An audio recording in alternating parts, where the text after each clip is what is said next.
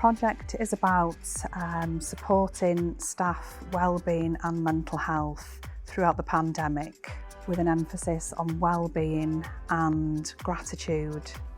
What I wanted to achieve with this project was to provide a safe space for staff to meet regularly, for them to feel that they had a safe place to attend once a week where the focus was on them and their well-being. I'd say I've benefited from it because with our job, you know, we do take on a lot of people's stresses and worries, and making sure that we focus on our own well-beings is quite important, because otherwise we're not going to be able to ensure the well-beings of the individuals we support.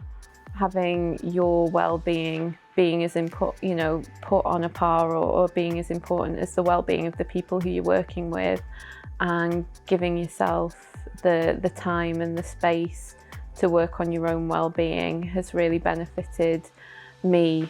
Since attending the Attitude to Gratitude sessions, I've lost 50 pounds in weight, so it's made a positive difference to my physical well-being as well as my mental well-being. I think that's because we've been encouraged to understand that it's important to prioritise our physical and mental needs as well as the work that we do. My message to anybody thinking of setting up or running a similar group to this is to absolutely go ahead and do it. Yes, it takes planning and preparation, and yes, it's on top of all your other daily work, but the benefits far outweigh anything else. It's a privilege to watch team members and the people, your colleagues that you work with, grow.